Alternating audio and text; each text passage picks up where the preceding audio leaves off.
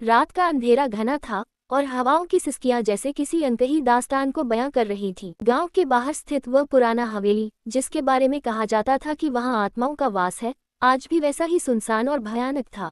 लोग वहां जाने से कतराते थे, लेकिन रीमा को चुनौतियां पसंद थीं। दोस्तों की हिम्मत को स्वीकारते हुए वह उस रात अकेले हवेली की ओर चल पड़ी। हवेली का लोहे का गेट जंग खा चुका था और जब उसने उसे धक्का दिया तो एक भयानक चरमराहट गूंज उठी। अंदर घुसते ही ठंडी हवा का एक तेज झोंका उसके चेहरे से टकराया, मानो किसी ने उसे रोकने की कोशिश की हो, पर रीमा ने इसे अपनी भ्रांति समझते हुए कदम बढ़ाए।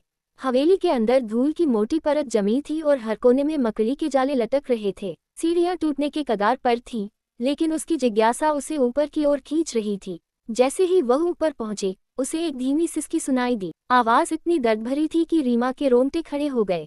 उसने चारों ओर नजर दौड़ाई, पर कोई नहीं था। तभी उसे एक कमरा दिखा, जिसका दरवाजा थोड़ा खुला हुआ था। अंदर झांकते ही उसे एक धुंधली आकृति दिखी, जो एक पुराने झूले पर बैठकर धीरे धीरे झूल रही थी। उसकी पीठ रीमा की ओर थी और उसके लंबे बाल उसकी पूरी पीठ को ढक रहे थे।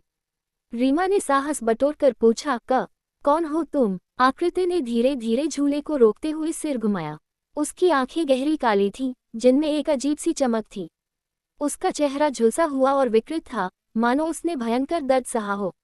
वह धीमी, भयानक आवाज में बोली, तुम्हें नहीं आना चाहिए था। अब तुम भी यहीं रहोगी, हमेशा के लिए। रीमा की चीख उसके गले में ही घुट गई। उसने भागने की कोशिश की, लेकिन उसके पैर जैसे जमीन में धंस गए थे।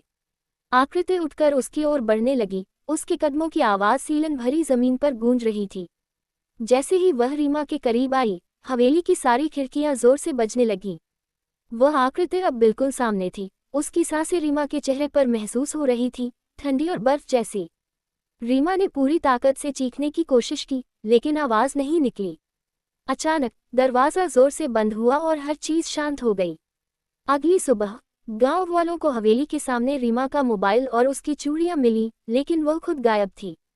कोई नहीं जानता था कि उसके साथ क्या हुआ, पर कहते हैं कि उस दिन के बाद हवेली से अक्सर एक लड़की की सिसकियों की आवाजें आती हैं, जैसे कोई मदद के लिए पुकार रहा हो। और हवेली का वह झूला आज भी धीमे धीमे झूलता रहता है, मानो कोई उस पर बैठा हो, इंतजार में। अगली रीमा के